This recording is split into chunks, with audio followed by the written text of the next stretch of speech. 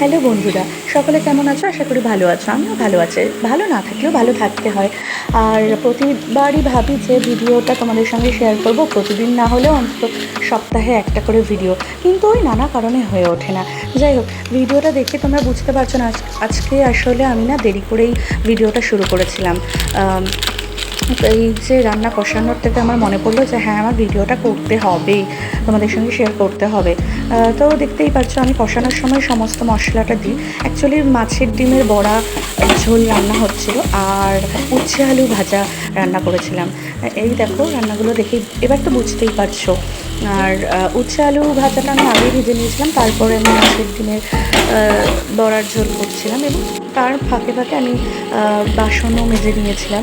আর আমি না কষানোর সময় মশলার সঙ্গে এই টমেটো কেচাপ সস আর একটু সামান্য একটু ঘি দিই, যাতে টেস্টটা খুব ভালো হয়।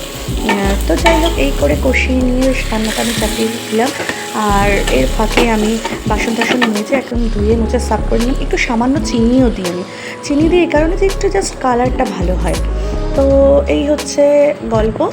আর খেয়ে তো আমার মা বলেছে খুব ভালোই হয়েছে, আমার কাছেও খারাপ লাগেনি। আসলে আমি ঘরোয়া রান্না ওই টুকটাক পারি, মানে কাজ চলে যায়।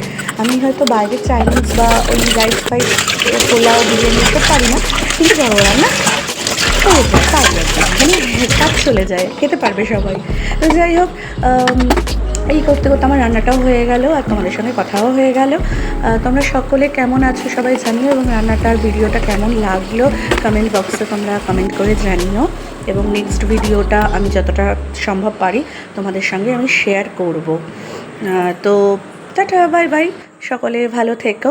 নেক্সট ভিডিওতে তোমাদের সঙ্গে কথা হবে, আর ততক্ষণ দেখতে থাকো আমার ভিডিও। Tata, bye bye.